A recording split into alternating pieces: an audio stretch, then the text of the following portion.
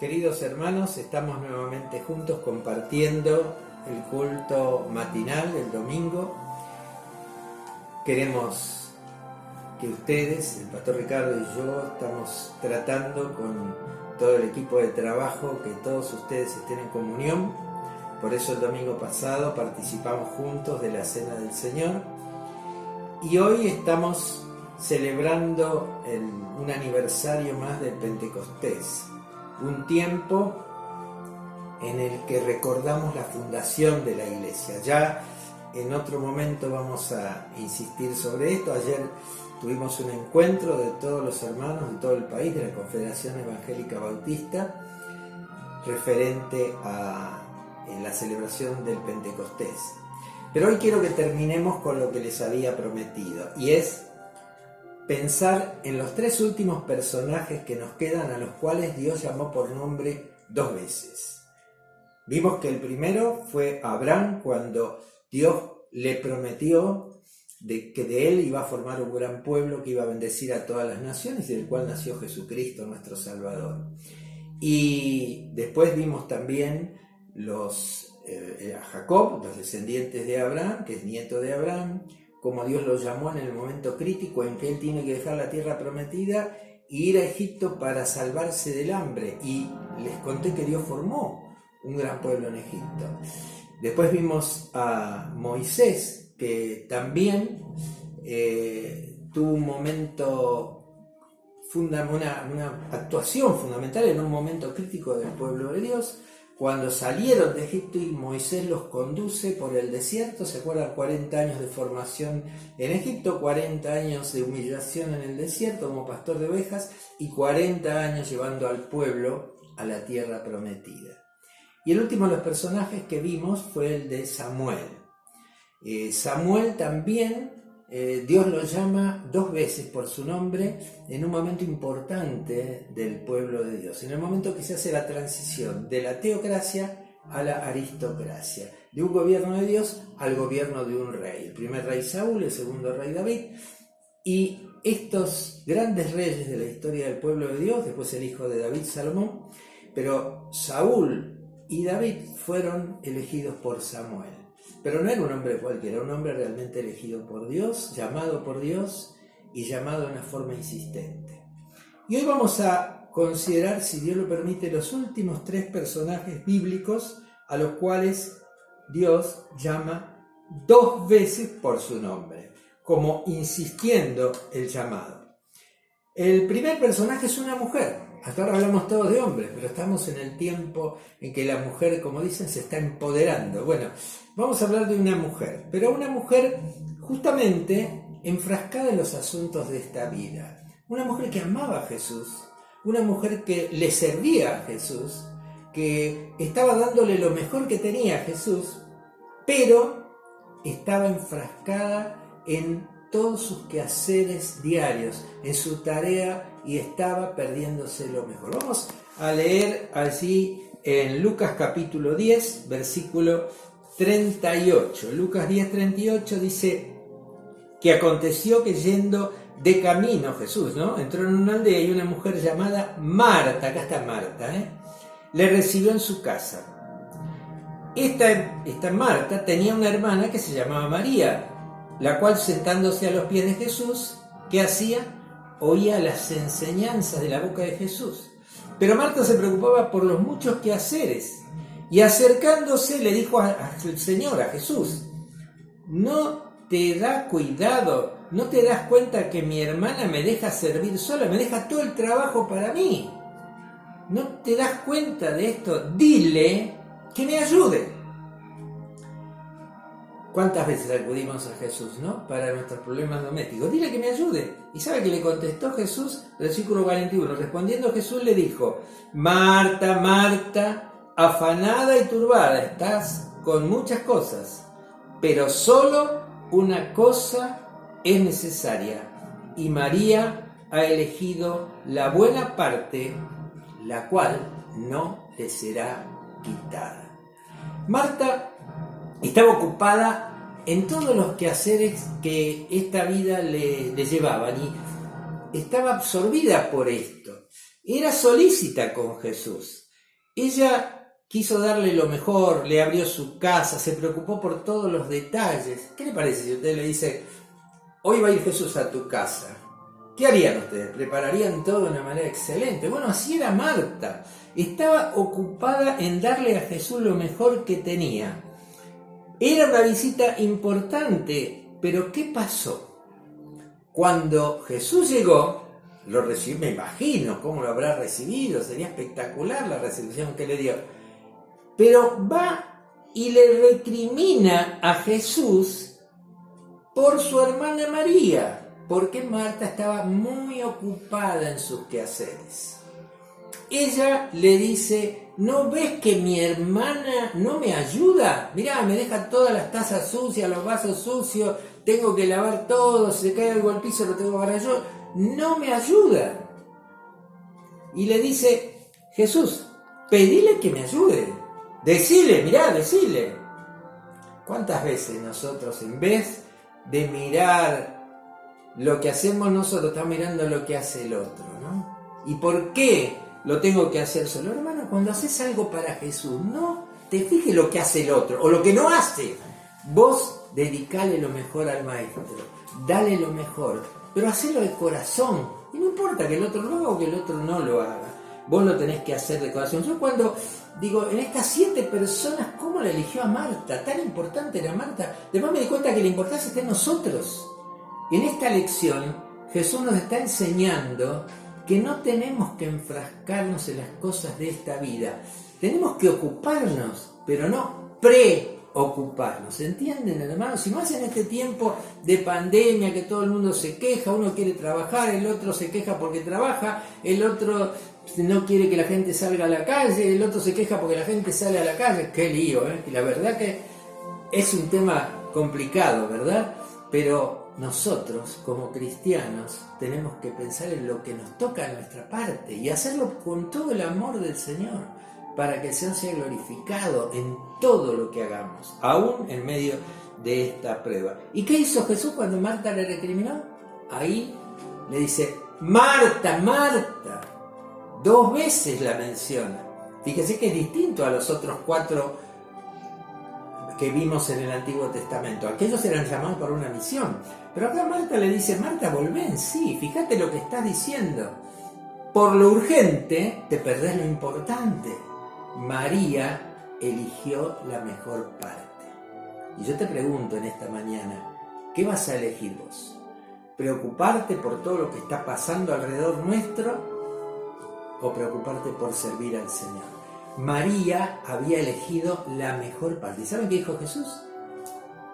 Eso no le va a ser quitado. Qué hermosa lección para nosotros hoy. Es en sí una ilustración de nuestra vida, que debemos elegir lo mejor, no lo bueno. Por eso el otro día le dije, lo mejor, que es mejor que lo bueno.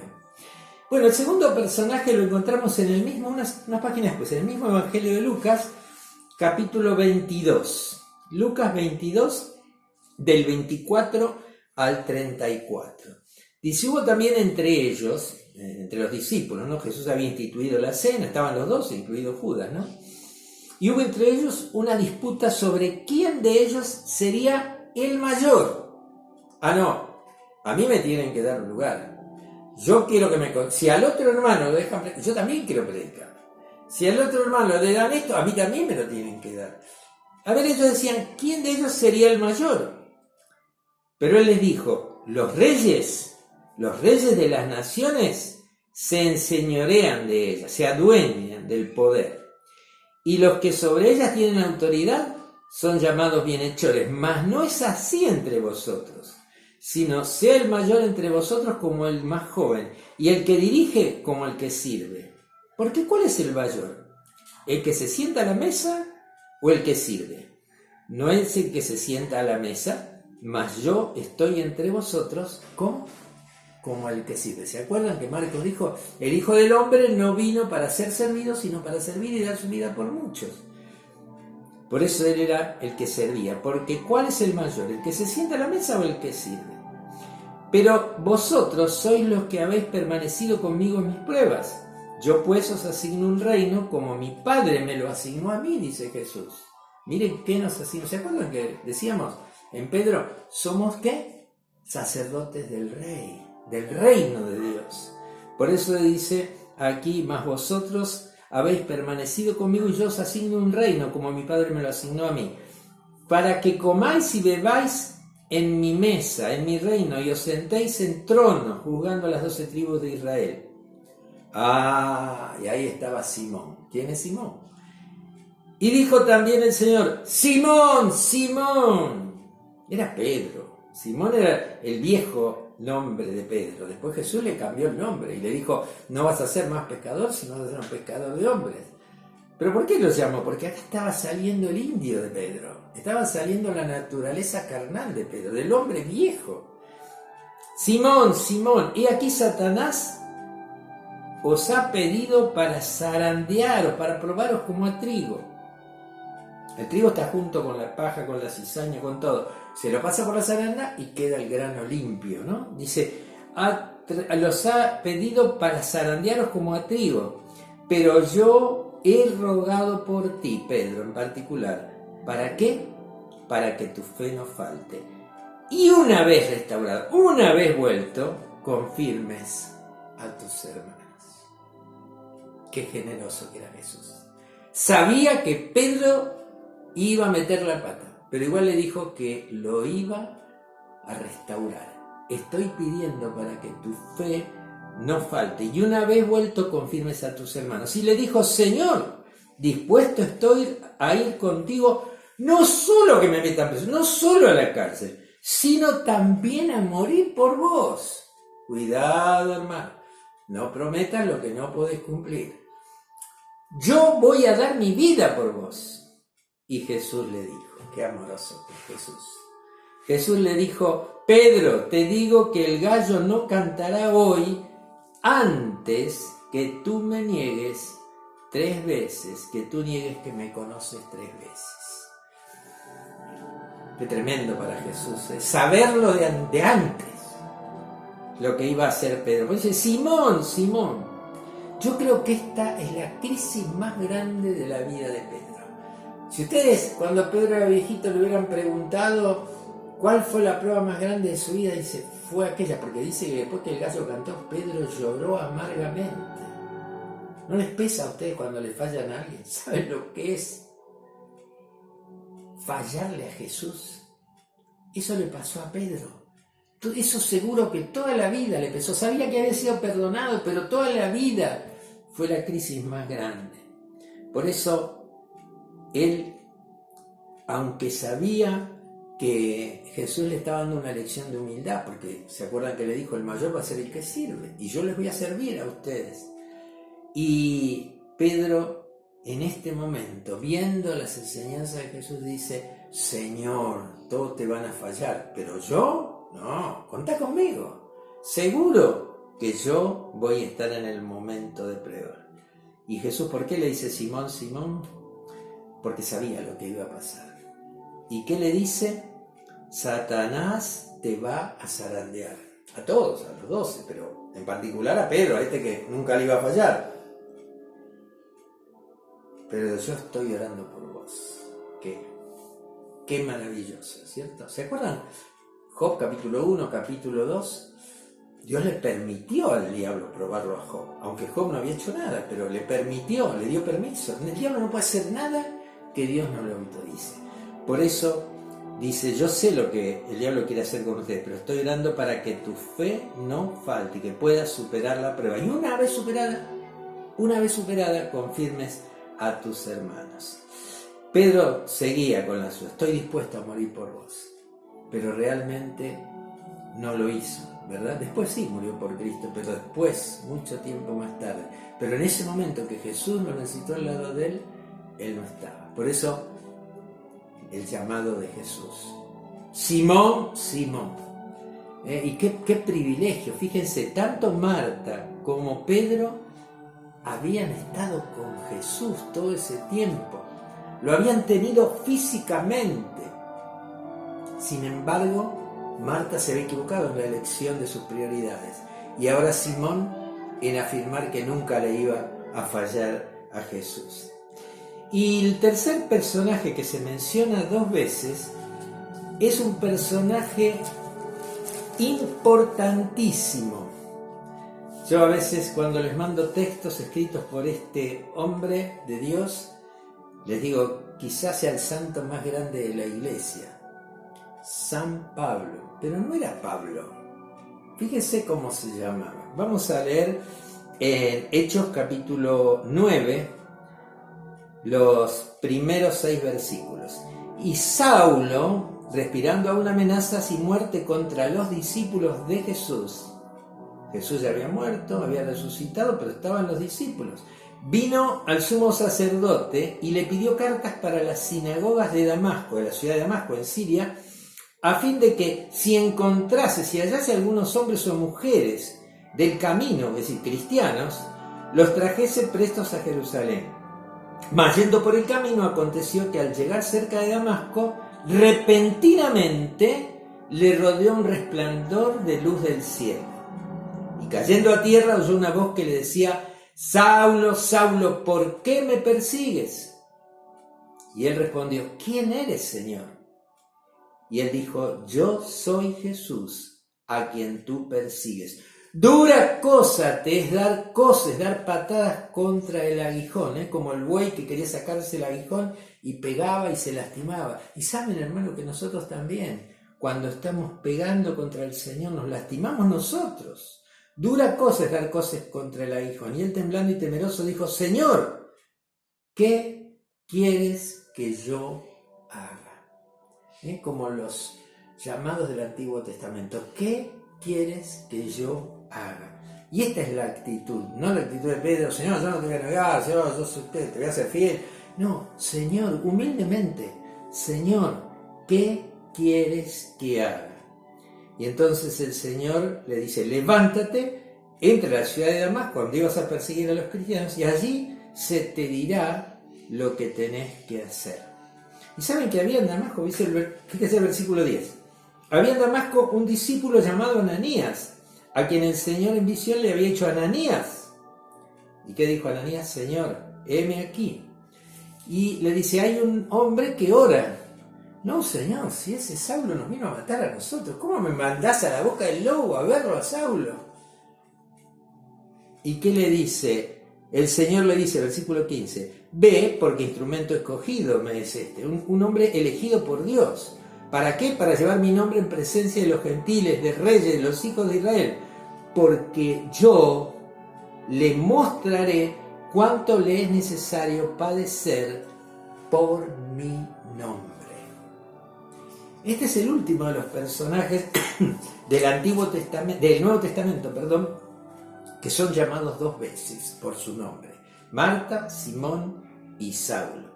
Saulo perseguía a la iglesia. El capítulo 8 nos habla de que él perseguía a la iglesia. También en el 7, al final del 7, nos dice que estaba presenciando la lapidación, la muerte por lapidación de Esteban, aquel hombre santo, hombre de Dios, que había sido condenado injustamente y había sido muerto a pedradas, fue lapidado.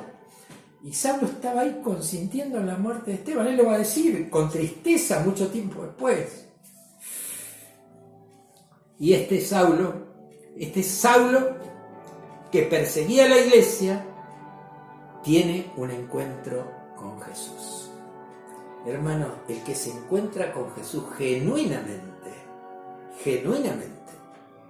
nunca vuelve igual. Y Saulo se encontró con Jesús. ¿Y cuál fue la primer señal, el primer mensaje? Saulo, Saulo, ¿por qué me persigues? No le dijo: Saulo, ¿por qué me perseguís? No, Saulo, Saulo, 2 veces. Digo, es tremendo lo que estás haciendo, Saulo. Y Saulo se dio cuenta que no estaba ante aquellas autoridades que le habían dado las cartas para ir a perseguir a los cristianos, o ante los gobernadores romanos, o ante ninguna autoridad. Estaba ante la autoridad máxima. Señor, ¿quién eres? Y Jesús se da a conocer: yo soy Jesús, a quien tú persigues. Y en esta mañana te dice lo mismo: no pegues patadas contra un aguijón porque te vas a lastimar. Fíjese, todos los que se ponen en contra de la voluntad de Dios, fracasan, se autodestruyen, destruyen a los que están al lado de él o de ella. Solo el que le dice al Señor, ¿qué tengo que hacer? Dice, temblando y temeroso, le pregunta, ¿qué quieres que haga, Señor? ¿Se dan cuenta? Esto es reconocer la grandeza de Cristo. ¿Qué quieres que haga? Dice, levántate y entra. ¿Se acuerdan que Pablo había quedado ciego? Era Saulo todavía, Saulo de Tarso. Había nacido en la ciudad de Tarso, en Cilicia. Y ahora se pone a los pies de Jesús. Estaba postrado en serio, pero aparte de postrado físicamente, estaba postrado espiritualmente. Aquel hombre brioso que iba en su caballo, que parecía que llevaba el mundo por delante, ahora estaba pisando el polvo. Se tenía que humillar delante de la presencia del Santo Señor. ¿Qué quieres que haga? Levántate, entra en la ciudad y allí se te va a decir lo que tenés que hacer. Y se levantó y fue. Y había un plan preparado por Dios. ¿Vos te crees que lo que está pasando es casualidad? No, Dios tiene un plan para tu vida, para mi vida, para la iglesia, para el mundo. En principio general, el plan general es que nadie se pierda. Pero sabemos que no todos responden al llamado. Muchos son llamados, pero pocos responden. La parábola del sembrador nos habla de 4 respuestas distintas. Pero de las 4, una sola fue la respuesta fructífera. Bueno, así el Señor en esta mañana te está hablando. Y sabes que tiene una misión para vos. Y la misión es que prediquemos a Jesucristo, para que el mundo conozca a Cristo, para que el mundo centre su esperanza en Jesucristo. Porque, como decimos y recordamos las palabras de Juan, Él es el camino, la verdad y la vida. Y nadie puede ir hacia Dios si no es a través de Cristo. Por eso, hermanos, nos llama a ser heraldos del Rey, a ser pregoneros de justicia, a hablar de Jesucristo, para que este mundo decepcionado por todo lo que le está pasando, ponga su fe en Jesucristo y confíe que en Él tendrá victoria. Él es la roca de los siglos. Dios les bendiga y acuérdense que hoy nos llama a nosotros, a ustedes y a mí. ¿A qué? A cumplir la comisión, a ser sacerdotes del Rey. Dios les bendiga.